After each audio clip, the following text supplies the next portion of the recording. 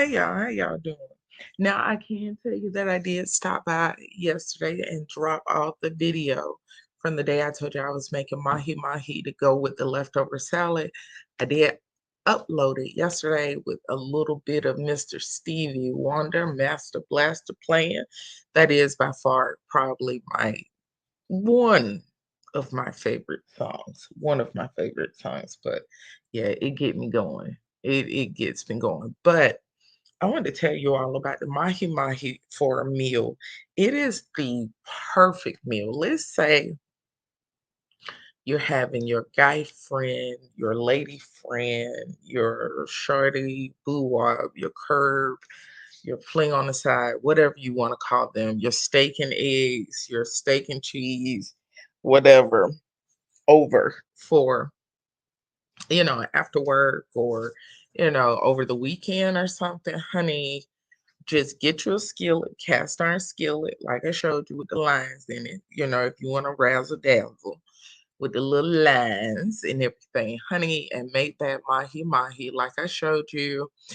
You can do a side salad, asparagus, fresh green beans, eggplant. Like you can pan sear some eggplant. That's really good. Or any other sides that you prefer. Okay. Or you think your friend would prefer some nice homemade red. It's an event. It is when you go onto your patio, set up the table. If you don't have patio furniture, honey, go and invest. I think it's like $20 or something like that at Walmart for what we call a card table, but I use it for a craft table. Get you a card table, put you a nice little tablecloth on it, whatever. Light your citronella candle, and y'all sit out there and have a good conversation with a great meal. Honey, I got tired of paying that $50 a plate at darn Bonefish for the mahi mahi and turns to find out you can get 4 fillets for $7. Uh-huh. It is a good fish. It has a nice balanced flavor to it. You can add so many different tastes to it. You'll love it. I started with the Cavenders. I love Cavenders. If you haven't tried Cavenders, then I suggest that you buy a small bottle and start using it, season your chicken, season your ribs, season your whatever. But I must tell you, if you're going to use it on your ribs or steaks or anything like that, Cavender's tenderizes meat once you put it on meat. So just want you to know that. Anyway, child. Let me start with the weekend. This weekend was very, very busy and beautiful. Okay. But I had the opportunity because the kids went back to school today. Down here, they finally went back to school, child. But anyway, I had the opportunity to do my nephew's hair. And I can tell you, should the following. I will never, ever, ever, ever, ever keep a child under the age of 15 again in my entire life. Now, usually when I start locks for people, especially when they're starter locks, it doesn't take me more than 2 hours to do them, especially if they're washed and blow dried and detangled. I can get out with precision parts and everything in 2 hours with no problem. Well, you see, this 2 hour hairstyle mhm, turned into a 9 hour hairstyle. Oh, yeah, indeed. So, what I had to do was the following. I had to do the first detangle, then I had to wash, detangle, condition, detangle, rinse, detangle, detangle, part, detangle, you know, twist. I did two strand twists for him because I saw how long it was taking. 12 breaks. I counted them, 12 breaks, 2 playtimes, um, yeah, pizza, Wingstop, and what was the other one? Pizza, Wingstop, Chick-fil-A. Yeah, milkshakes, lemonade, Powerade, Smart Water. Um, yeah. So, needless to say, I finished. Actually, it was almost 12 hours. Now that I think about it, because I started at 1. Oh God, I just realized that it was almost 12 hours, and I finished at 11:30. Yeah, because turns to find out, Suge did not want to do his hair. He has not been doing anything to his hair for over a year because he wanted to let it grow out. Well, see, Suge didn't realize that when you're letting it grow out, we have black people hair. Okay. We have black people hair. We have thick, very thick, dense hair. We do, all of us. His mama's side, my side, east side, west side. We all have that hair, and it is thick, it is dense, and it grows, right? So why his hair it really just looked like a little tiny little ball, right? Baby, by the time I started, twisting them out, honey, please tell me why. Them darn locks was almost on his shoulder. Yes, indeed, honey. Yes, ma'am. And I worked my fingers to the bone, honey. He was running. He is tender-headed. He is tender, tender, tender, tender, tender, tender, tender, tender, tender-headed. Do you hear me? I have never seen anyone so tender, and I am gentle. People actually compliment how I do their hair, and they can't feel me in their head. And I mean, I'm going to town. I'm combing, I'm brushing, I'm gripping, I'm doing everything. But for some reason, it's very bizarre, if I must admit. Every time I've done someone's hair, it scares them because they said, I didn't feel nothing. Because they'll keep asking me, like, are you doing it? Did you take a break? And I'm in your head. I'm gripping, I'm parting, I am going to town. But for whatever reason, they don't feel it. So I'm very gentle on people's head, very mindful of being tender-headed because I'm tender-headed.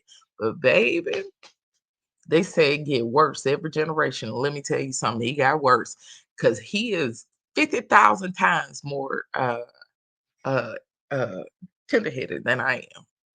Anyway, honey, I got through it, honey. My back was arching so much trying to chase that child head. He's squinching his shoulders up on his ears and he running, running, running. Child, and I'm arching, running, running. Honey, needless to say, it still ain't get me, honey. I got it done. His whole head done, and he was so happy. Honey, he was so when I told him to go look in the mirror at yourself, if you could see his smile, that it was all worth it. But honey, when I woke up this morning, honey, I scared myself. I have not slept to 10 o'clock in the morning since I was probably a teenager. I don't sleep in like that. I get up, I'm up, I'm looking for something to do. I can't find nothing to do. Take my behind outside, playing my flowers or something, or take a walk or something, go downtown, something. I'm gonna do something. Honey, I woke up unceremoniously at 12 o'clock this afternoon. Yeah, they wore me out this weekend. The hair wore me out. It's just been a long weekend, but I was very, very, very, very thankful, and it made me almost happy cry when I saw his first day of school pictures, and I did his hair, and he was so proud. You could see him this morning, honey. I was proud of him, but yeah, child, honey, the next time I'm just giving money. You want something, you want some shoes, you want a shirt, you want some pants, what you want. You want something. Don't ask me to do anything, but I will pay for something. Honey, I ain't doing that. I don't know if I do someone else's hair again because usually it just comes up. Somebody will mention it like, oh, why don't you ask her to do it? She can do it. She did so and so hair for them. And so it's usually just friends and family, loved ones, I do their hair for them. But I'm not an ad braid hair, person. I'm just going to straight lock your hair or two strand twist or barrel twist your hair for you or flat twist your hair for you. But my whole thing, it is the experience of healthy hair. I care so much, so much, so much about Black people having healthy hair and retaining length and also maintaining healthy hair, not just a style. That's a big deal for me. So I invest the most part of doing people's hair. What I'm doing is restoring their how to explain it. I'm restoring their hair back to a state that is extremely moisturized. It is healthy. It has spring to it. It has a bounce to it. Your locks are juicy. They're not uh, um, too much product, too much, it's just a nice, healthy, juicy coil to them. And you can look at it and tell that the hair is healthily moisturized, hydrated, and styled. So that's enough of that. But anyway, I did that this weekend. Anyway, so I didn't find out until today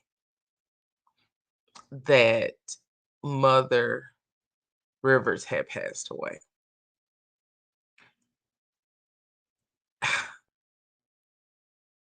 I was so sorry to hear that. And my heart and prayers go out to her family, her friends, her loved ones, and all of Church of God in Christ because they lost one of their matriarchs. And she has been standing flat footed in the word, and holding that banner, as one of the last remaining in the land, women of holiness and righteousness and goodness. And I can't imagine over the years how many lives she has impacted for men and women. I can't even begin to comprehend that number. But I am sorry to hear of her passing. And like I said, my condolences to all of you, because I know it's painful for you. And I know you have so many different memories of her, memories with her, words she has spoken, deeds she has done, and the good that she has done for individuals in the entire denomination itself. I didn't know until watching the services that she is a South Carolinian. I didn't know that. And she's also from down there in the low country. I didn't know that either. But when I went back and looked at her pictures, I felt bad because I was like, how could you not notice it? And I didn't until I had to go back today and look at her, and I was like, yeah, it was always there. As far as low country and who she was, and probably what part of the low country she come from, it was obvious in her face. We have been saying in South Carolina, and you all may have heard of it, and it's called reading people faces. We can literally in South Carolina look at you and tell what part of the city or state, excuse me, that you come from or your people come from. We can look at you and tell if you're Midlands, if you're Low Country, if you're Geechee, if you're Upstate. We can look at you and tell, especially for African Americans.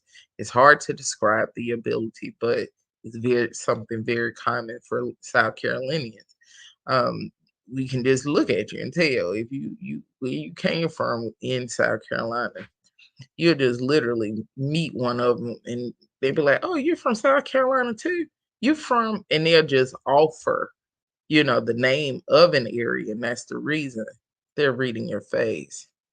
It just means we have learned certain facial markers are more prevalent in one part of the state or another. But I am so sorry to hear of her passing. And I was shocked at her age as well. But I think that they did a good job for her services. Um, I'm not going to say anything negative about her services because I think that would be distasteful and dishonorable to her and her legacy. So I'm not going to do that. The focus it is on the work that Mother Rivers did, and not only that, on her life. Now, if she's almost 90 years old, that means she lived during a time in this country where there was no equality for blacks at all. It was rough, it was violent, it was financial hardships going around for everyone. There was a lot of suffering. It wasn't common for people to have cars. It was a lot of walking. And if you're from South Carolina and know a little bit of South Carolina history, let's just say this. South Carolina was the first to succeed the Union, meaning South Carolina was the first state to leave the Union and start the Confederate States of America. That's what it means. That's what it means. Okay. If you ever wanted to know. And so that reality resonates all through South Carolina and still does to an extent, even today. So for her to navigate not just South Carolina, but also the country under those conditions, it is miraculous that she lived that long. Um, and it's beautiful. It's a testament to God keeping her and sustaining her throughout all of these years. And just the work she did as a woman is profound. The level of respect that she commanded and earned within Church of God in Christ, it is beautiful. It is powerful. And it is a testament to her legacy was earned, not given. No, no, no, no, no. It was earned, not given. Um, I can't find words for it. So what I will do in an effort to, pay my respects, I'll be looking online for some of her old sermons. If you know of any sermons that you think would be the best ones to watch about her or the best ones she's delivered or any women's conventions that stick out for you or anything like that, please share them in the comments. I would like to watch them. Now, what is the other lady name? Mother Kelly. Is she still living? I haven't seen her in a long time. I don't remember. Let me check real quick. Yeah, that's she's still alive.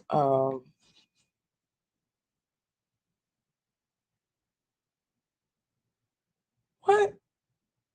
They saying I get mixed. Hold on. They said, hold on, I'm getting confused. I don't like that. They saying she alive, and then I'm seeing other stuff saying she passed away in 2023. Happy 90th birthday, Mother Frances Kelly. Oh my goodness.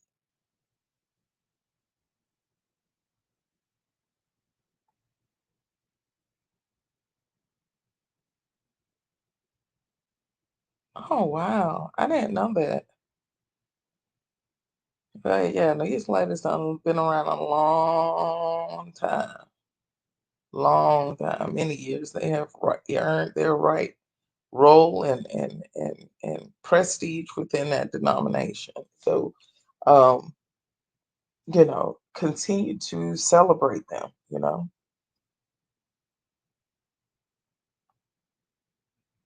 That is amazing, isn't it? It's so hard looking at her picture though, you know. just seeing her, seeing Mother Rivers gone it's really sad. But by chance, I fell upon a clergy wives support line. I like that idea a lot because they need it. I know last week I didn't get to watch all of it because it was just so much going on last week. We had a lot going on last week, so I just didn't have time. But I did get to watch some of VA's second jurisdiction with Bishop Golden. I did get to watch some of their convocation. And so I didn't get to watch like the main parts of it because I was like, why don't they realize these people getting older? Ain't nobody got time to be up. I mean, it was 8 o'clock and praise and worship was still going on. It was 8 o'clock at night. And then what night was that? I forgot what night it was, but one night they had kids, doing some dancing and stuff, and what they were dancing to sounded very secular, I can be honest with you. And so, one of the old heads got up there. I ain't gonna let y'all do these young people like that.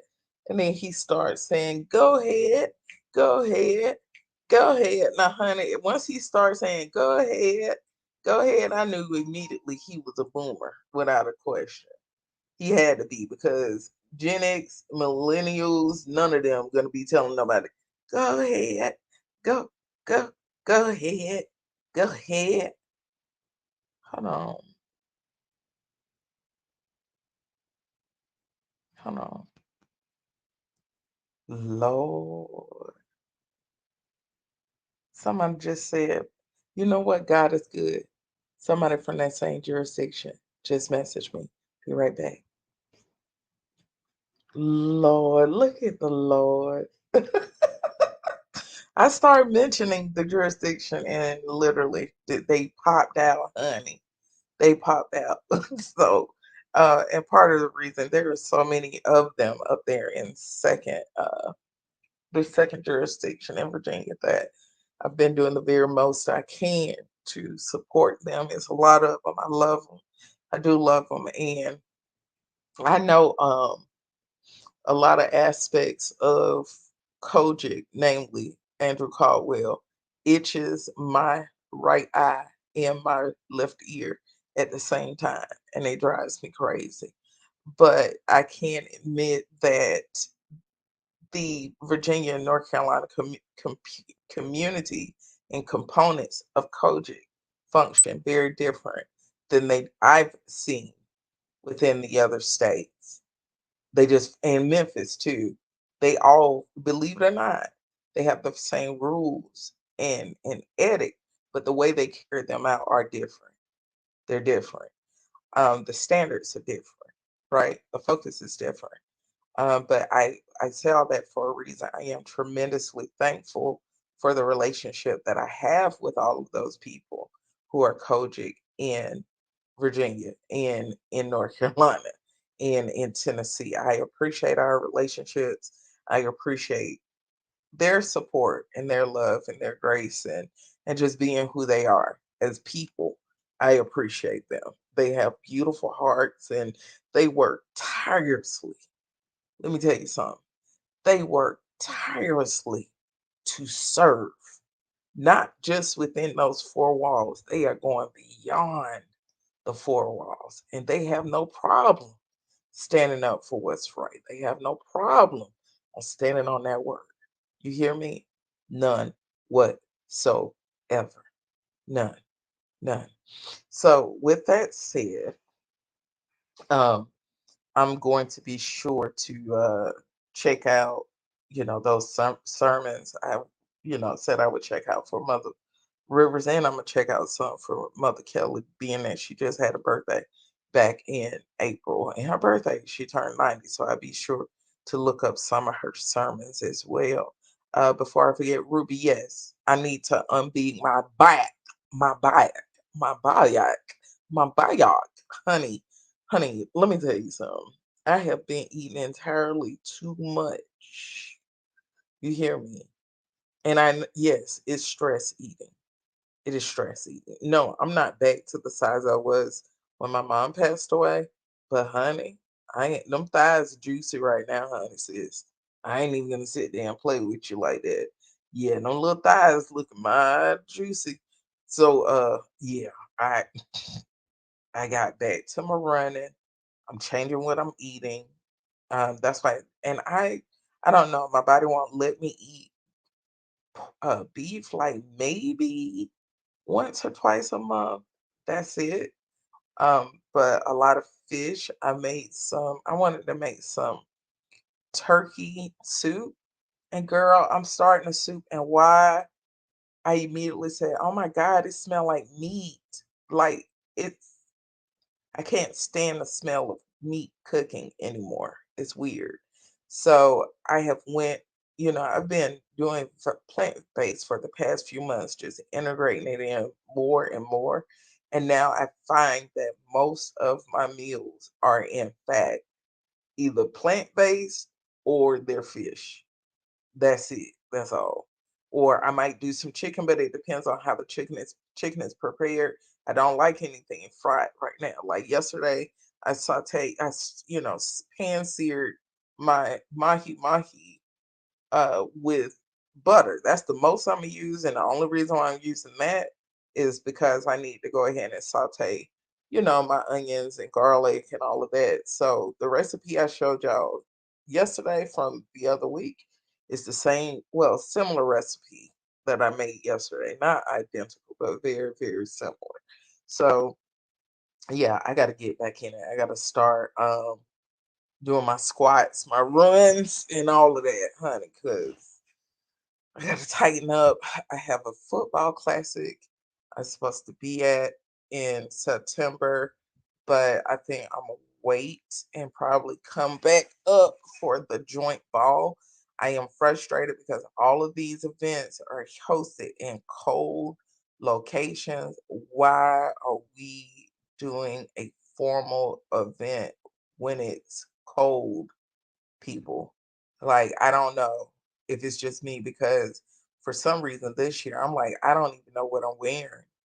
Like, I think I might find a nice formal one piece with something extravagant, going on a shoulder or something like that.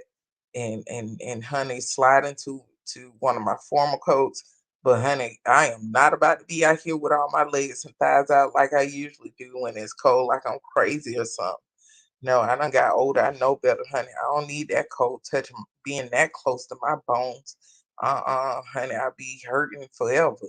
That darn cold get all down in your joints or something. You'll never be the same.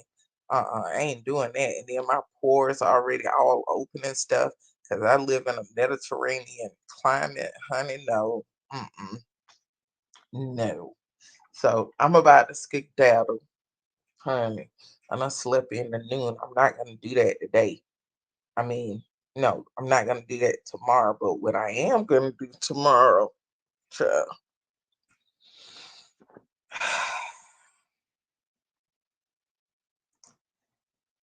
work on my cousin's wedding dress because guess what, y'all?